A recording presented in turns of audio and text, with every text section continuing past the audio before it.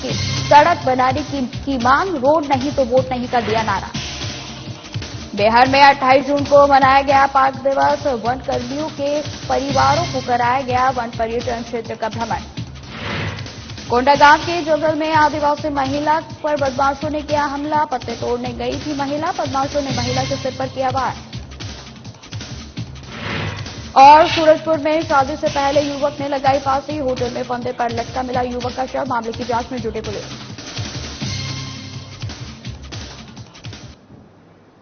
खबरों की शुरुआत करते हैं। खबर रायपुर से है, जहां नवनियुक्त डिप्टी सीएम टीएस सिंहदेव रायपुर पहुंचे, जहां उनका कार्यकर्ताओं ने जोरदार स्वागत किया। आपको बता दें कि इस दौरान टीएस सिंहदेव ने कांग्रेस पार्टी का आभार भी जताया और चुनावों को लेकर कहा कि परंपरा कांग्रेस में भी रही है, हम पिछले बार भी सामूहिक रूप से चुनाव लड़े थे और अब भी एक साथ मिलकर सरकार बनाएंगे।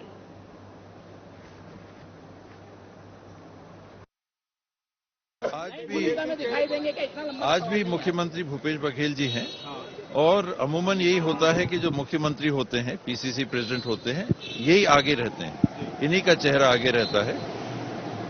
परंपरा कांग्रेस में भी रही है, अमूमन पिछले बार भी हमने यही किया था, मिलके हम लोगों ने चुनाव लड़ा था। कोई एक आदमी चुनाव नहीं लड़ा सकता, कोई एक आदमी नहीं जिता सकता, हम लोग कोई भी कहें। चेहरे भी पिछले बार भी सामूहिक लीडरशिप थी। आज एक हमको मुख्यमंत्री भी मिले हुए हैं, पहले वो प्रदेश अध्यक्ष के रूप में थे, तो प्रदेश अध्यक्ष के रूप में भी वो आगे थे, एक चेहरा था। आज भी एक चेहरा मुख्यमंत्री के रूप में, फर्स्ट अमंग इक्वल्स।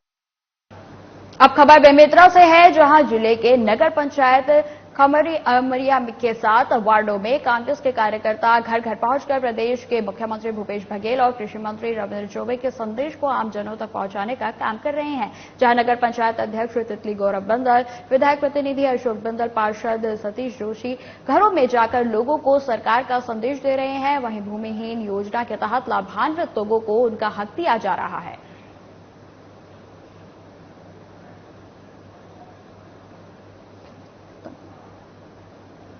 तो आपको बता दें कि जहां नगर पंचायत अध्यक्ष तितली गौरव बिंदल, विधायक प्रतिनिधि अशोक बिंदल, पार्षद सतीश जोशी घरों में जाकर लोगों को सरकार का संदेश दे रहे हैं, वहीं भूमिहीन योजना के तहत लाभान्वित लोगों को उनका हक भी दिया जा रहा है।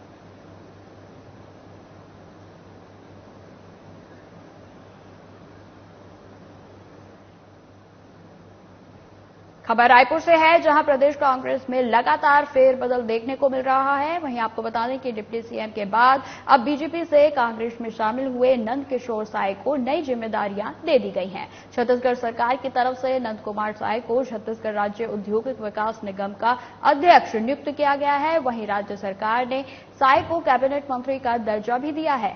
आपको बता दें कि मुख्यमंत्री भूपेश बघेल ने साय को नए दायित्व के लिए बधाइयां और शुभकामनाएं भी उनके द्वारा दी गई हैं।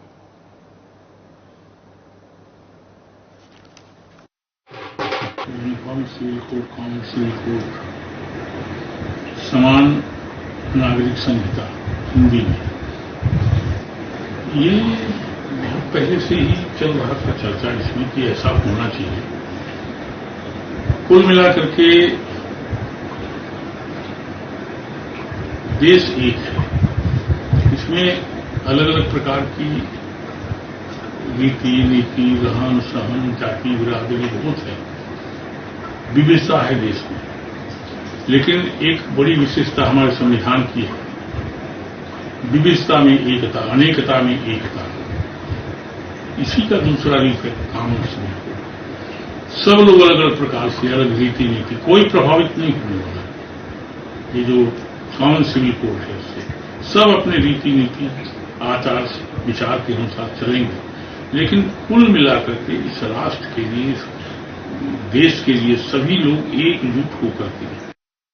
अब खबर कवर्धा से है, जहां कलेक्टर जन्मय महोबे ने महाराजपुर स्थित पॉलिटेक्निक कॉलेज के फॉल सीलिंग गिरने से जानकारी मिलने पर वहां के निर्माण कार्यों का निरीक्षण कर तत्काल सुधार करने का निर्देश दिए हैं। आपको बता दें कि उन्होंने पॉलिटेक्निक कॉलेज के सभी कक्ष और हॉल का अवलोकन कर सीलिंग सहित अन्य कार्य को 7 दिन के भीतर करने के सख्त निर्देश दिए हैं। वहीं कलेक्टर महोबे ने निरीक्षण के दौरान घटिया फॉल सीलिंग निर्माण कार्य को देखकर कड़ी नाराजगी जताई। उन्होंने कहा कि जिम्मेदार व्यक्तियों के खिलाफ कार्रवाई करें। यदि कोई ठेकेदार ठीक से गुणवत्तापूर्ण कार्य नहीं करते हैं तो उनके खिलाफ अनुबंध के अनुसार कार्रवाई करने के निर्देश दिए गए। तो आपको बता दें कि पॉलिटेक्निक कॉलेज का इस दौरान जो है जन्मय महोबे के द्वारा कलेक्टर के द्वारा निरीक्षण किया गया है, जहां कलेक्टर जो है बेहद ही कार्यों को देखकर नाराज हुए, जिसमें उन्होंने अहम जो कमी बताई है वो फॉल सीलिंग गिरने की उनको जानकारी मिली थी और जिसके कारण उन्होंने निर्माण कार्यों का निरीक्षण तत्काल उसमें सुधार करने के जो है वो निर्देश दिए गए हैं। वहीं आपको बता दें कि उनके द्वारा कॉलेज के सभी कक्ष और हॉल्स का अवलोकन कर सीलिंग सहित अन्य 7 दिन के भीतर सख्त निर्देश देते हुए सभी में सुधार करने के निर्देश दिए गए हैं। साथ ही उनके द्वारा कहा गया कि जो भी ठेकेदार काम नहीं कर रहे हैं या लापरवाही बरत रहे हैं उनके खिलाफ भी सख्त कार्रवाई की जाएगी और साथ ही ये जो काम है वो 7 दिन के भीतर सुधार में लाया जाना चाहिए। साथ ही आपको बता दें कि उनके द्वारा जिम्मेदार व्यक्तियों के खिलाफ कार्रवाई के साथ साथ गुणवत्तापूर्ण कार्य करने के निर्देश दिए गए।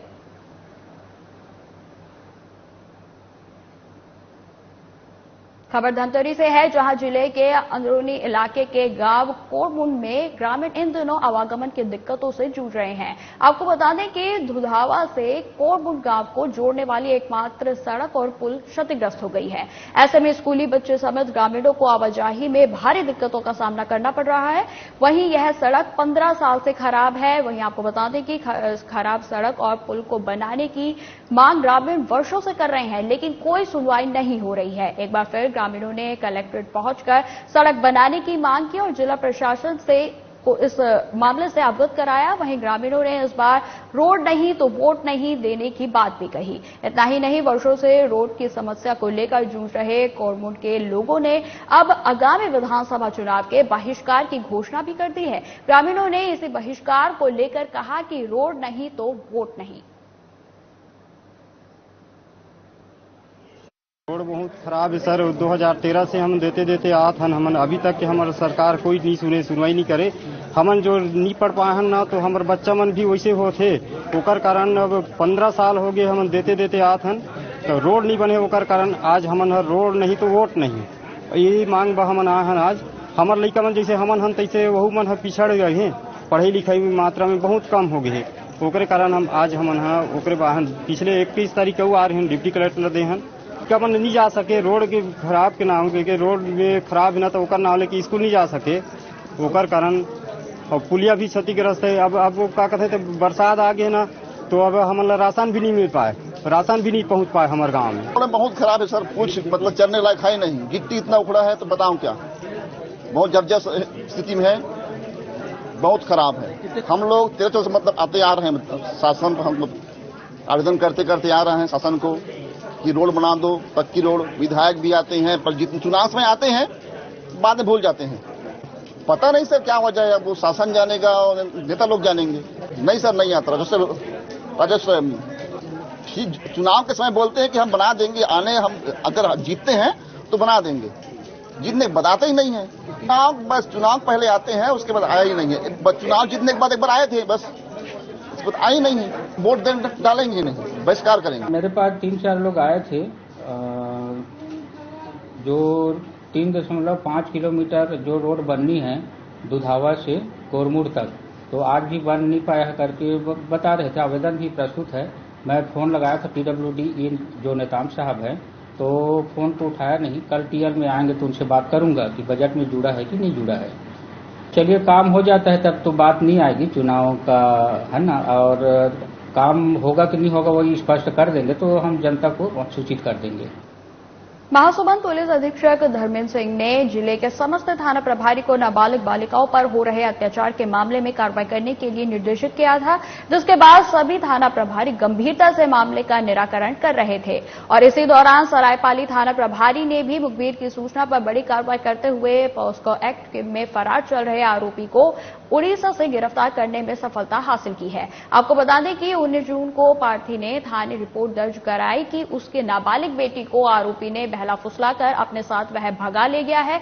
पार्टी की रिपोर्ट पर आरोपी के विरुद्ध थाना सरायपाली में धारा 363 कायम कर आरोपी की तलाश की जा रही थी। और इसी दौरान थाना प्रभारी आशीष वासनिक को मुखबिर की सूचना पर आरोपी को गिरफ्तार कर जेल भेज दिया गया है। ये थाना सरायपाली में अपराध क्रमांक 157/23 धारा 363 पंजीबद्ध कर विवेचना में लिया गया था। दौरान विवेचना के मुखबिर से पता चला कि आरोपी सोनू यादव, जो झिलमिला का रहने वाला है, पीड़िता को लेके ये बाला फुसला के ले गया था बिलासपुर, भुवनेश्वर, पूरी घुमाया। ये वहां से घुमा के सोहेला में किराए के मकान में दोनों रह रहे थे।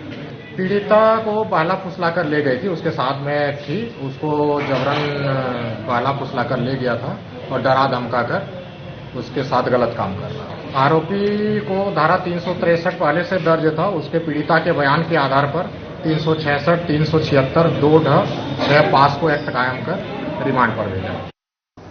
अब खबर बेहर से है, जहां कान्हा राष्ट्रीय उद्यान में 28 जून को पार्क दिवस का आयोजन किया गया था। यह कार्यक्रम वन मंत्री कुंवर सिंह शाह, मध्य प्रदेश शासन वन विभाग की प्रेरणा और निर्देश पर पहली बार प्रदेश के समस्त टाइगर रिजर्व में इस साल से आयोजित किया गया। इस कार्यक्रम का उद्देश्य वनकर्मियों के परिवार के सदस्यों को वन्य प्राणी क्षेत्र के पर्यटन क्षेत्र का भ्रमण कराना था, जिससे उनमें प्रेरणा और अपने परिवार के सदस्यों के लिए गर्व का भाव उत्पन्न हो। वहीं आपको बता दें कि कान्हा टाइगर रिजर्व में खटिया और मुक्की प्रवेश द्वारों से लगभग 625 सदस्यों ने भ्रमण किया। इस कार्यक्रम के अंतर्गत कान्हा रिपोर्ट एसोसिएशन द्वारा सभी के भोजन का भी प्रबंध और जिप्सी एसोसिएशन द्वारा वाहन उपलब्ध कराए गए।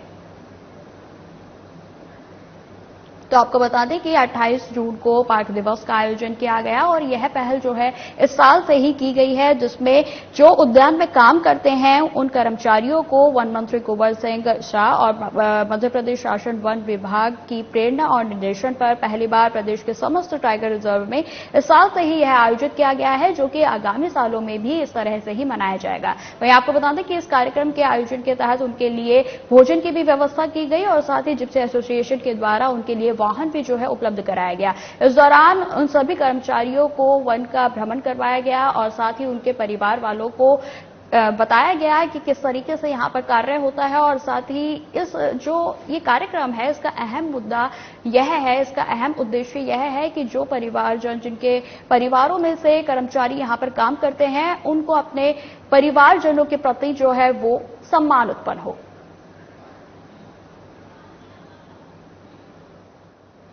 कबीरधाम जिले के चिल्फे पुलिस ने एक बार फिर गांजा तस्कर पर शिकंजा कसने में बड़ी कामयाबी हासिल की है, जहां अवैध मादक पदार्थ का परिवहन करते हुए एक आरोपी को गिरफ्तार किया गया। जानकारी के अनुसार आपको बता दें कि पुलिस को मुखबिर से सूचना मिली थी कि कवर्धा की ओर से जबलपुर रास्ते पर जा रहे ट्रक में एक व्यक्ति संदिग्ध प्रतीत हो रहा है, जिसके आधार पर पुलिस ने चेकिंग अभियान चलाया और वहीं पुलिस की चेकिंग की प्रक्रिया को देखते हुए आरोपी ट्रक से कूदकर फरार होने लगा, जिसे पुलिस ने गिरफ्तार कर लिया है। वहीं चेकिंग के दौरान ट्रक से 15 पैकेट गांजा बरामद किया गया है, जिसके बाजारी कीमत लगभग 80,000 बताई जा रही है। साथ ही ट्रक की कीमत के साथ 13 लाख आकलन करते हुए जब्त कर कानूनी कार्रवाई की जा रही है।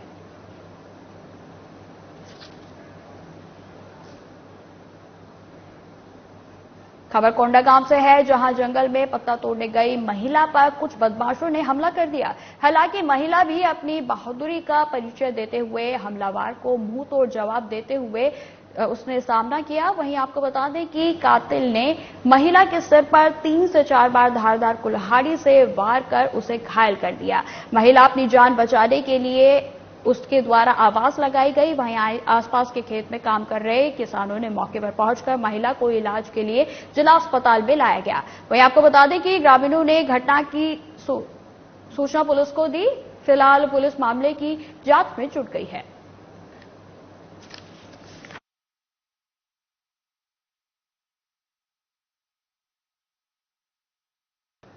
सूरजपुर में एक युवक का होटल के कमरे में फांसी पर लटका हुआ शव मिला है। आपको बता दें कि जहां प्रथम दृष्टया आत्महत्या नजर आ रही है, वहीं मृतक के पास से एक रिवॉल्वर भी बरामद हुई है। जानकारी के मुताबिक बता दें कि आज युवक की शादी होने वाली थी। वहीं होटल में युवक की मौके से बरामद रिवॉल्वर और सुसाइड नोट मिलने के बाद फॉरेंसिक एक्सपर्ट की टीम मौके पर जांच करने पहुंची। फिलहाल कोतवाली पुलिस पूरे मामले की तफ्तीश में जुट गई है।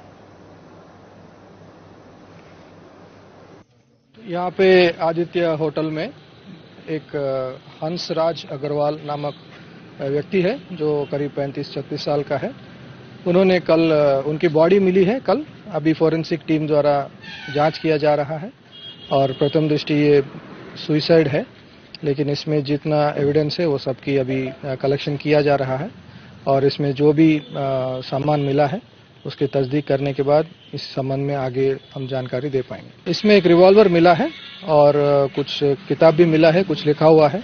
चूंकि अभी एविडेंस कलेक्शन स्टेज में है, इसमें ज़्यादा डिटेल नहीं बता पाएंगे, लेकिन यदि किसने कुछ लिखा है तो उसका भी तस्दीक किया जाएगा और इस केस में हर एंगल से जांच किया जाएगा और जो भी शामिल है उसमें उनके खिलाफ कार्रवाई की जाए। बिलासपुर के रतनपुर में ईद अल अजहा के मौके पर मुस्लिम समाज ने बड़ी संख्या में मदीना मस्जिद में नमाज अदा की। वहीं आपको बता दें कि बकरा ईद मुस्लिम समाज के प्रमुख त्योहारों में से एक है। मुस्लिम समुदाय के लोग इस त्योहार पर बकरे की कुर्बानी देते हैं। इस त्योहार को त्याग और कुर्बानी के तौर पर मनाया जाता है। वहीं बकरा ईद को मनाने का अपना एक ही इतिहास है। इस्लाम धर्म की मान्यताओं के अनुसार हजरत इब्राहिम ने जब अपने बेटे की कुर्बानी देने का निश्चय किया तभी इस पर्व की नींव पड़ी थी और उसी के तहत रतनपुर के मदीना मस्जिद में बड़ी संख्या में लोगों ने नमाज अदा की और देश और प्रदेश के लिए अमन चैन की दुआएं भी मांगी।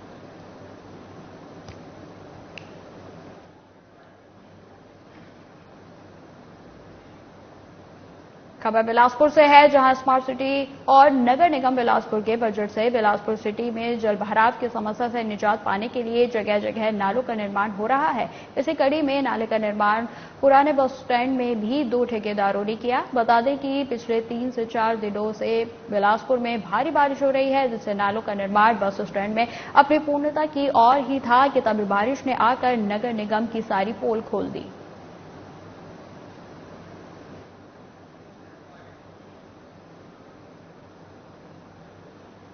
खबर गुंडादेही से है, जहां गुरुर ब्लॉक के अंतर्गत ग्राम पंचायत कोसा कोंदी में सरपंच पद के उपचुनाव में सरस्वती सुरेंद्र ध्रुव ने 212 वोट से चुनाव जीते हैं। आपको बता दें कि आश्रित ग्राम खेरथा सहित कुल मत ग्राम पंचायत के उपायुक्त ने 2 प्रत्याशी मैदान में थे। कुल मतदाता की संख्या लगभग 1455 मत से है। वहीं आपको बता दें कि 1348 मत 2 प्रत्याशियों को मिले, जिसमें विजयी प्रत्याशी सरस्वती सुरेंद्र कुमार ध्रुव को 212 वोट उन्होंने जीते।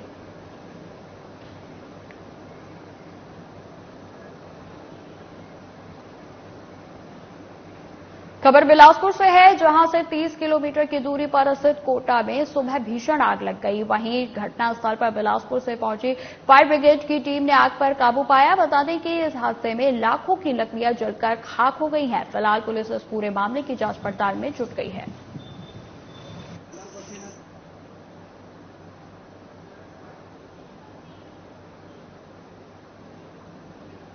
अब खबर धमतरी से है, जहां शहर में बड़े ही धूमधाम से बकरा ईद पर्व मनाया गया, जहां सैकड़ों की संख्या में मुसलमान भाइयों ने इकट्ठा होकर एक साथ ईदगाह में बकरा ईद की नमाज अदा की।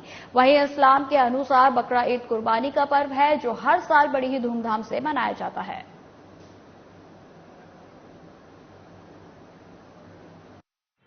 ये ईद उल अज़हा का त्यौहार है, जिसे कुर्बानी भी कहा जाता है और आपसी में मिलजुल के सब मनाते हैं इसको।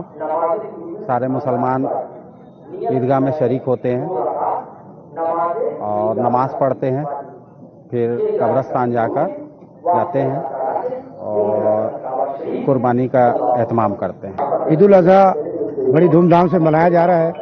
मौसम को देखते हुए अंजुमन इस्लामिया कमेटी ने 2 जगह नमाज रखने का निर्णय लिया था, एक नमाज जामा मस्जिद में, दूसरी जमात ईदगाह में। मौसम को देखते हुए यह त्यौहार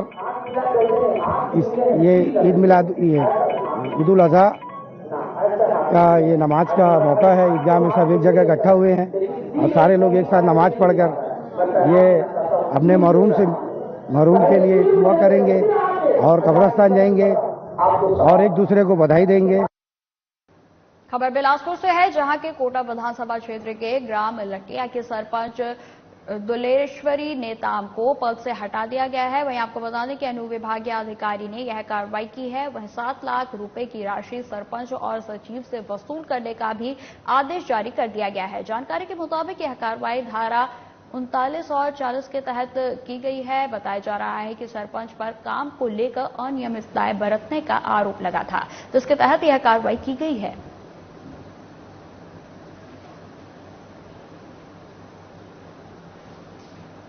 प्रदेश कांग्रेस की ओर से आगामी चुनाव को लेकर पूरे प्रदेश में बूथ चलो अभियान चलाया जा रहा है। इसी कड़ी में देवघर में प्रदेश के वरिष्ठ मंत्रियों और विधायकों की जवाबदेही तय की जा रही है। वहीं दुर्ग संभाग में इसकी शुरुआत की गई। इसी कड़ी में साजा विधानसभा में भी बूथ चलो अभियान में बूथ कमेटी के सदस्यों को संबोधित करने प्रदेश के वरिष्ठ नेता और विधायक सत्यनारायण शर्मा नगर पंचायत देवघर पहुंचे थे, जहां स्थानीय कार्यकर्ताओं ने उनका भव्य स्वागत किया। अपने संबोधन में उन्होंने सभी कार्यकर्ताओं को आने वाले चुनाव के लिए घर घर जाकर लोगों तक सरकार के द्वारा किए गए कार्यों को पहुंचाने की बात कही गई। वहीं आगामी चुनावों को लेकर तमाम चर्चाएं भी की गई। कांग्रेस कमेटी के आह्वान पर बूथ चलो अभियान का शुरुआत हुआ है। पूरे संभाग है, पूरे प्रदेश में हुआ है और इसी कड़ी में आज दुर्ग संभाग में प्रत्येक जिलों में, प्रत्येक ब्लॉकों में आज बूथ चलो अभियान के तहत बड़े वरिष्ठ नेता पहुंचे हुए, कांग्रेस कमेटी के बड़े वरिष्ठ नेता पहुंचे हुए और इसी कड़ी में हमारे बीच वरिष्ठ नेता, प्रदेश कांग्रेस कमेटी के वरिष्ठ नेता विधायक आदरणीय सत्यनारायण शर्मा जी पहुंचे हुए। हम उनसे जानना चाहेंगे कि बूथ चलो अभियान के कांग्रेस क्या संदेश है, सर बताएंगे। समझ जी, पूरे प्रदेश में एक साथ बूथ चलो अभियान का प्रारंभ हुआ है।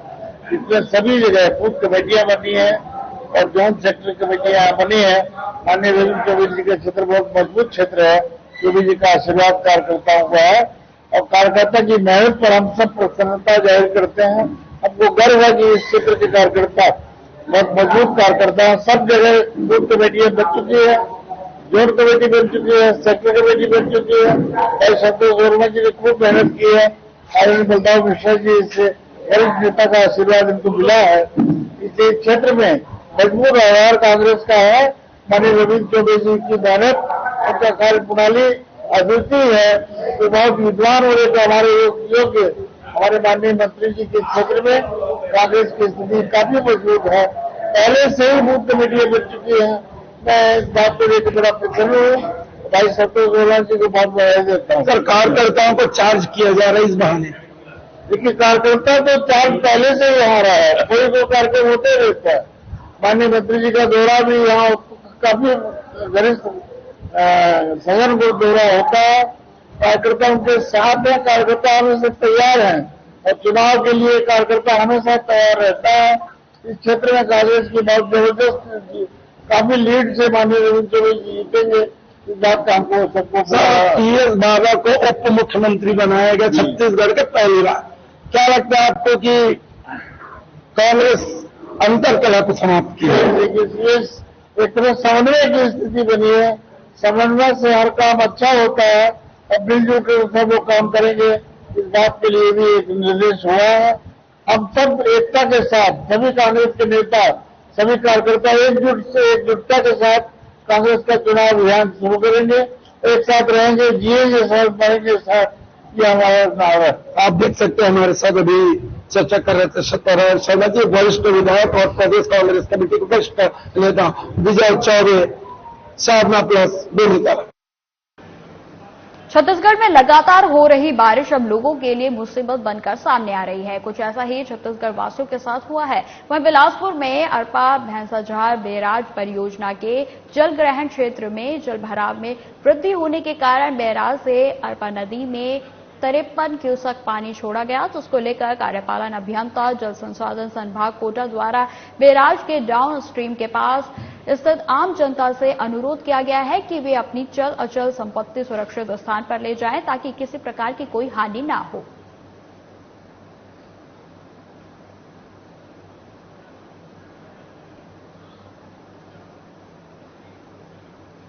शाजापुर विधानसभा के पूर्व विधायक अरुण भीमावत ने कोतवाली थाने में आवेदन देकर अपनी ओर केंद्रीय मंत्री ज्योतिरादित्य सिंधिया की छवि धूमिल करने वाले के खिलाफ कार्रवाई करने की मांग की है। दरअसल मामला यह है कि प्रधानमंत्री मोदी के 9 साल पूरे होने पर कालापीपल विधानसभा के कोलाई कला नगर पंचायत में पूर्व विधायक अरुण भीमावत के एक भाषण में ज्योतिरादित्य सिंधिया के लिए बोले एक व्यक्तित्व को तोड़ मरोड़ कर छवि धूमिल करने के उद्देश्य से सोशल मीडिया पर उसे प्रसारित किया जा रहा है, जिसको लेकर पूर्व विधायक अरुण भीमावत ने थाने में आवेदन देकर कड़ी कार्रवाई करने की मांग की है। फिलहाल इस बुलेटिन में इतना ही। खबरों की और भी जानकारी के लिए बने रहे हमारे साथ। नमस्कार।